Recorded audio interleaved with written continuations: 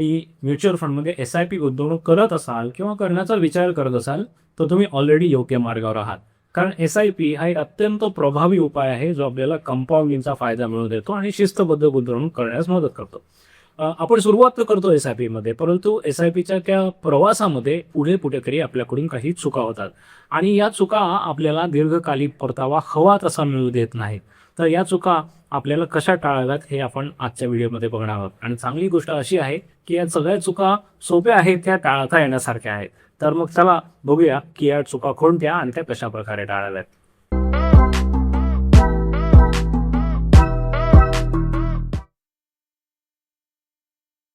मित्रांनो, कोणतीही गुंतवणूक आपण करतो त्यावेळेला ती 4 टप्प्यातून जाते. ते 4 टप्पे कोणते आहेत ते आधी बघूया, कारण या प्रत्येक टप्प्यामध्ये आपल्या काही चुका होतात.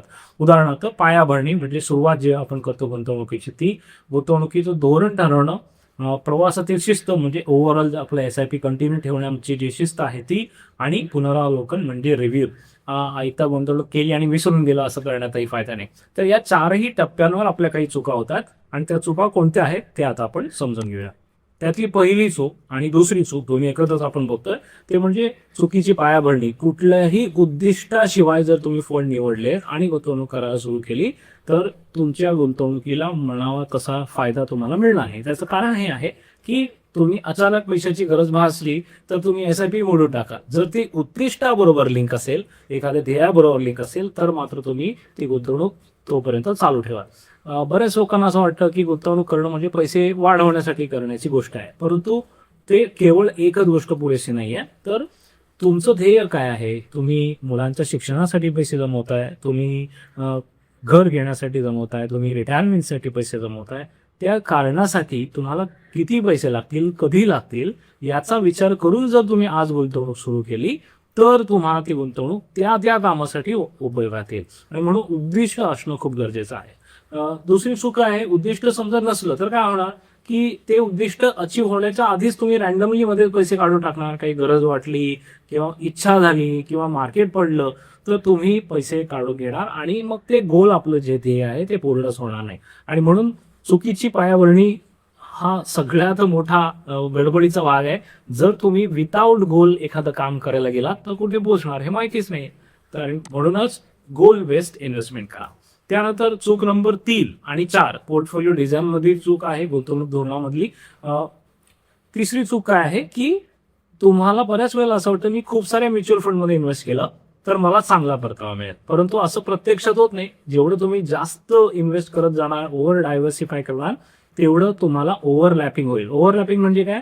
समजा फंड A काही 10 कंपन्यांमध्ये इन्व्हेस्ट करतोय, फंड B इतर 10 कंपन्यांमध्ये, फंड C आणखी 10 कंपन्यांमध्ये, असं जर तुम्ही खूप साऱ्या फंड्समध्ये इन्व्हेस्ट केलं तर शेवटी तुम्हाला कळेल की त्या 10 कंपन्यांमध्ये त्याच कंपन्या आहेत आणि प्रत्येक फंड शेवटी त्याच कंपन्यांमध्ये आपली गुंतवणूक करतोय आणि त्यामुळे तुम्हाला काही फार फायदा होत नाही, उलट एक्सपेन्स रेशो वाढतो.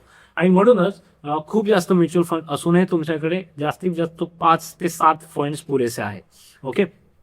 याचबरोबर याच्या उलट आहे पुढची चौथी नंबरची चूक, आणि ती म्हणजे एकाच मालमत्तेत गुंतवणूक. समजा इक्विटीमध्ये फक्त गुंतवणूक केलेली आहे आणि मग डेट किंवा हायब्रिड किंवा फ्लेक्सी अशा वेगवेगळ्या प्रकारच्या गुंतवणुका तुम्ही केलेल्या नाही. त्यामुळे पोर्टफोलिओला बॅलन्स येत नाही आणि पोर्टफोलिओ खूप जास्त रिस्की होतो किंवा मग खूप जास्त सेफ होतो, आणि दोन्ही गोष्टी चुकीच्या आहेत. तर एकाच मालमत्तेत गुंतवणूक करू नका, त्याला बॅलन्स करा. बॅलन्स म्हणजे काय की काही इन्व्हेस्टमेंट तुमची इक्विटीमध्ये पाहिजे जी तुम्हाला ग्रोथ ओरिएंटेड इन्व्हेस्टमेंटचा फायदा देते. काही इन्व्हेस्टमेंट डेटमध्ये पाहिजे जिथे तुम्हाला स्टेबिलिटी मिळेल, खूप जास्त वाढ होणार नाही पण मार्केट जेव्हा पडतो त्यावेळेला तुमच्या पोर्टफोलिओला तग धरून राहायला मदत करेल. किंवा थोडी इन्व्हेस्टमेंट गोल्डमध्ये पाहिजे ज्याच्यामध्ये तुम्हाला हेजिंगचा फायदा मिळेल. जेव्हा मार्केट पडतो त्यावेळेला सोनं बऱ्यापैकी वाढायला लागतं. तर या तीनही प्रकारच्या असेट क्लासेसमध्ये आपली गुंतवणूक असली पाहिजे. ओके. गोल्ड कसं घ्यायचं याच्याबद्दल मी एक सविस्तर व्हिडिओ बनवलेला आहे. जर तुम्हाला गोल्ड इन्व्हेस्टमेंट करायची असेल तर तुम्ही नक्की तो व्हिडिओ बघून घ्या. त्या व्हिडिओची लिंक मी खाली डिस्क्रिप्शनमध्ये दिलेली आहे. आणि त्यासोबत आता आपण पुढच्या चुकीकडे जाऊया, आणि ते म्हणजे भूतकाळातील परताव्याचा मोह. बऱ्याच वेळा असं होतं की मागच्या 1 वर्षाचा परफॉर्मन्स आपण बघतो, गेल्या वर्षी कुठल्या फंडने चांगला परफॉर्मन्स दिला आणि आज त्याच्यात इन्व्हेस्टमेंट करतो. पण लक्षात घ्या आपली इन्व्हेस्टमेंट दीर्घकालीन आहे आणि तो फंड ज्याने मागच्या वर्षात परफॉर्म केलाय तो या वर्षात पुढच्या वर्षात परफॉर्म करेलच असं नाही. कुठल्याही परफॉर्मन्सची खात्री देता येत नाही आणि त्यामुळे फक्त मागच्या 1 वर्षाचा परफॉर्मन्स बघून इन्व्हेस्टमेंट करू नका. योग्य म्युच्युअल फंड निवडण्याची एक शास्त्रोक्त पद्धत आहे. काही पॅरामीटर्स चेक करून तुम्हाला ते करता येईल. ते कसं करायचं हे मी एका वेगळ्या व्हिडिओमध्ये शिकवलेलं आहे. त्या व्हिडिओची लिंक पण मी इथे खाली डिस्क्रिप्शनमध्ये देत आहे. फक्त 5 किंवा 6 मोजके पॅरामीटर जर तुम्ही पाहिले तर तुम्ही देखील योग्य म्युच्युअल फंड तुमच्यासाठी निवडू शकता. तुम्हाला कुठल्याही एक्सपर्टची गरज नाही. ओके, तर हा व्हिडिओ तुम्ही नक्की बघा, ज्याच्यात तुम्हाला योग्य म्युच्युअल फंड कसे निवडायचे ते शिकता येईल. त्याच्यानंतर चूक नंबर 6, बाजार घसरला की SIP थांबवली. हे बऱ्याच लोकांबरोबर होत असेल, तुम्ही पण केलं असेल. तर मित्रांनो लक्षात घ्या, खरी इन्व्हेस्टमेंट तेव्हाच करायची असते जेव्हा बाजार घसरलेला असतो, परंतु त्यासाठी कन्व्हिक्शन लागतं, त्याच्यासाठी कमिटमेंट लागते आणि SIP तुम्हाला ती कमिटमेंट देते. कारण SIP ऑटोमॅटिक आहे, तुम्हाला बाजार बघायची गरज नाही. होतं काय, जेव्हा तुम्ही मार्केटच्या डाऊन पॉईंट्सना SIP इन्व्हेस्टमेंट करता त्यावेळी तुम्हाला जास्त युनिट्स मिळतात, म्हणजेच काय, स्वस्तात मिळतं. तर मार्केट तर वर खाली होत राहणार आहे, कधी तुम्हाला वरचा भाव मिळेल, कधी खालचा भाव मिळेल आणि ओव्हर द पिरियड काही वर्षांमध्ये तो ॲव्हरेज झालेला असेल. ॲव्हरेजिंगचा फायदा जर तुम्हाला मिळवायचा असेल तर तुम्ही SIP बिलकुल थांबवू नका, इररिस्पेक्टिव्ह ऑफ मार्केट कंडिशन. ओके, दीर्घकालीन गुंतवणूक आहे, साधारण 10-12 वर्षांमध्ये ॲव्हरेजिंगमुळे ते जर खाली झालेल्या, मार्केट खाली गेलेल्याचे जे गोष्टी आहेत त्या पूर्ण रिकवर होतात आणि पुढच्या 10-15 वर्षांमध्ये ते स्टेबिलाइज होतं. ओके, तर म्हणून इक्विटीमध्ये तुम्ही जेव्हा मार्केट पडलेलं असतं तेव्हा SIP बिलकुल थांबवू नका. त्यानंतर चूक नंबर 7, ही खूप मोठी चूक आहे, बिलकुल लक्षात येत नाही आपल्या, आणि ती म्हणजे गुंतवणुकीची रक्कम न वाढवणं. लक्षात घ्या मित्रांनो, ज्या गुंतवणुकीवर आपण सुरुवात केलेली आहे तीच गुंतवणूक आपण कंटिन्यू ठेवली SIPची अमाऊंट, तर त्याचा फायदा पुरेसा होणार नाही. कारण इन्फ्लेशन, महागाईमध्ये येते आणि दरवर्षी महागाई वाढते. सरकारी आकडा 6% आहे, प्रत्यक्षात जास्त वाढते, तुम्हाला मला कळतं येते. तर 6% जरी ग्रोथ जर तुम्ही पकडली तर तेवढीच ग्रोथ तुमच्या SIP मध्ये पण व्हायला पाहिजे. काही वर्षांपूर्वी 10,000ची SIP सुरू केली, आज पण ती 10,000चीच आहे. तर तुम्ही महागाईच्या समोर हरताय आणि म्हणून दरवर्षी जेवढा तुमचा पगार किंवा इन्कम वाढेल तेवढ्याच प्रमाणामध्ये किंवा जास्त प्रमाणामध्ये तुमची SIP इन्क्रीज करा. इन्फ्लेशनला मात देणं हे खूप महत्त्वाचं आहे, जर तुम्हाला खरंच चांगला परतावा पाहिजे असेल तर. नंबर 8, भावनांच्या आहारी जाणं.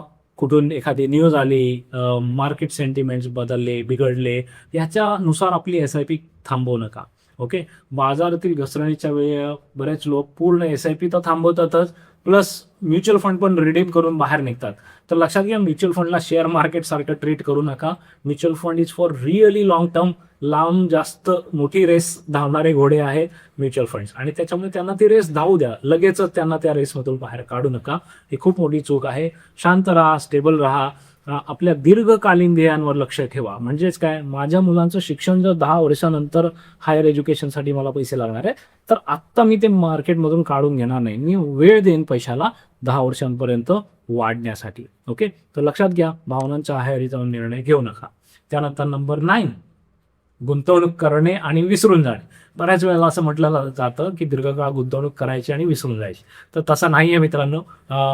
म्युच्युअल फंड जे आहे त्यांचा परफॉर्मन्स अनालिसिस आपल्याला करायचाच आहे, पण ती काही रोज रोज करण्याची गोष्ट नाही. वर्षातून एकदा केली तरी पुरे आहे, पण तुमच्या पूर्ण पोर्टफोलिओचा एकदा रिव्ह्यू करा. माझे गोल्स बदललेत का, गोल्डसाठी लागणारी अमाऊंट बदलली आहे का, गोल्डसाठी मिळणारा वेळ बदललेला आहे का, मी ज्या म्युच्युअल फंडमध्ये गुंतवणूक केली त्याचा परफॉर्मन्स कसा चालू आहे, मला SIP वाढवता येतील का, मार्केटमध्ये दुसरी काही अपॉर्च्युनिटी आहे का जी मी मिस केलेली आहे, या सगळ्याचा रिव्ह्यू करणं अत्यंत महत्त्वाचं आहे. त्याच्यामुळे गुंतवणूक करून दुर्लक्ष करू नका, तर त्याचा रिव्ह्यू करत राहा. आणि नंबर 10, शेवटची चूक जी आपण करतो ती म्हणजे अवास्तव आणि हमखास परताव्याची अपेक्षा. मित्रांनो लक्षात घ्या, ही कुठली जादूची कंडी नाही, ही it's a slow growing investment. Okay, तर त्याच्याकडे तुम्हाला परतावा मिळेल, पण परतावा कधी मिळेल, तुम्ही चांगल्या प्रकारच्या फंडमध्ये गुंतवणूक केली, दीर्घकाळ गुंतवणूक केली, SIP वाढवत नेलेले आहेत, SIP कधीही बंद केलेले नाही आहेत, आणि किमान 8 ते 10 वर्ष तुम्ही मार्केटमध्ये इन्व्हेस्टेड आहात, तर तुम्हाला परतावा तिथून अपेक्षित करता येतो. It is not like share market की आज पैसे गुंतवले आणि पुन्हा काही महिन्यात दुप्पट झाले, तर म्युच्युअल फंडमधून तशी अपेक्षा करू नका. तर मित्रांनो, या 10 चुका आहेत ज्या आपण अनावधानाने करतो आणि त्या टाळता येणं शक्य आहे. सो संपत्ती निर्मितीचं खरं सूत्र जर तुम्हाला बघायचं असेल तर चांगलं धोरण म्हणजे योग्य स्ट्रॅटेजी, त्याच्यानंतर संयम आणि शिस्त, त्याला 80% वेटेज आहे. तर तुमची यशस्वी गुंतवणूक होईल. म्हणजे काय, तुम्ही स्मार्ट नसलात तरी तुम्ही यशस्वी गुंतवणूक होऊ शकता जर संयम आणि शिस्त तुम्ही बाळगलीत तर. SIPचे 5 सुवर्ण नियम बघूया. पहिला, गुंतवणुकीचे ध्येय आणि आपत्कालीन निधी निश्चित करणं. आपत्कालीन निधी म्हणजे काय, इमर्जन्सी फंड तुमच्याकडे असला पाहिजे, जेणेकरून काही इमर्जन्सी आली तर तुमचे म्युच्युअल फंड तुम्हाला विकावे लागणार नाही, ते वाढत राहतील. कळलं? म्हणून तुमचा इमर्जन्सी फंड असणं गरजेचं आहे. अगेन, इमर्जन्सी फंडवर पण मी डिटेल व्हिडिओ बनवला आहे, कसा बनवायचा, कुठे ठेवायचा, कशा प्रकारे मॅनेज करायचा, तर त्याची पण लिंक मी खाली डिस्क्रिप्शनमध्ये दिली आहे, तो व्हिडिओ बघत घ्या. 5 ते 10 चांगल्या फंडांमध्ये इन्व्हेस्टमेंट करा आणि बॅलन्स फंडमध्ये इन्व्हेस्ट करा. बाजारातील घसरणीला थांबवून SIP कधीही थांबवू नका. वाढत्या उत्पन्नासोबत स्टेप अप करून SIPची रक्कम दरवर्षी वाढवत राहा आणि पोर्टफोलिओचा वार्षिक आढावा घ्या. या 5 सुवर्ण नियमांना जर तुम्ही पाळलत, हे नियम जर तुम्ही पाळलेत, तर डेफिनेटली तुम्ही मार्केटमध्ये चांगली गुंतवणूक करू शकता, चांगला परतावा मिळवू शकता. शेवटी मित्रांनो, गुंतवणूक सातत्य ठेवा. That's the only thing that you can do to your investment. तुम्हाला एक गुंतवणुकी संबंधी, म्युच्युअल फंड संबंधी आणखीन काही प्रश्न असले तर ते प्रश्न मला जरूर विचारा, कमेंट्समध्ये विचारा. जास्तीत जास्त प्रश्नाला मी कमेंट्समध्ये उत्तर देईन आणि काही आणखीन डीपर प्रश्न असतील तर त्यांच्यासाठी नवे व्हिडिओ पण बनवेन. आमचं हे कंटेंट तुम्हाला कसं वाटतंय ते पण मला सांगा. आणखीन एक गोष्ट मित्रांनो, या ज्या स्लाइड्स तुम्ही बघितल्या त्या आवडल्या का तुम्हाला? या स्लाइड्स कम्प्लिटली ऑटोमॅटिक एका AI टूलने बनवलेल्या आहेत आणि मी स्वतःहून त्याच्यात काहीच केलेलं नाहीये. तर AI टूलकडून अशा प्रकारच्या चांगल्या स्लाइड्स कशा बनवायच्या किंवा इन जनरल AI कसं वापरायचं, कसं शिकायचं, याबद्दल तुम्हाला माहिती पाहिजे असेल तर त्याच्यासाठी आमचा एक वेगळा चॅनल आहे, नेटबेट टेक्समार्ट नावाचा. तो चॅनल जरूर सबस्क्राईब करा, त्याची पण लिंक मी खाली डिस्क्रिप्शनमध्ये दिलेली आहे. तर मित्रांनो, भेटूया पुढील आठवड्यामध्ये एक नवा व्हिडिओ घेऊन. तोपर्यंत thank you and all the best.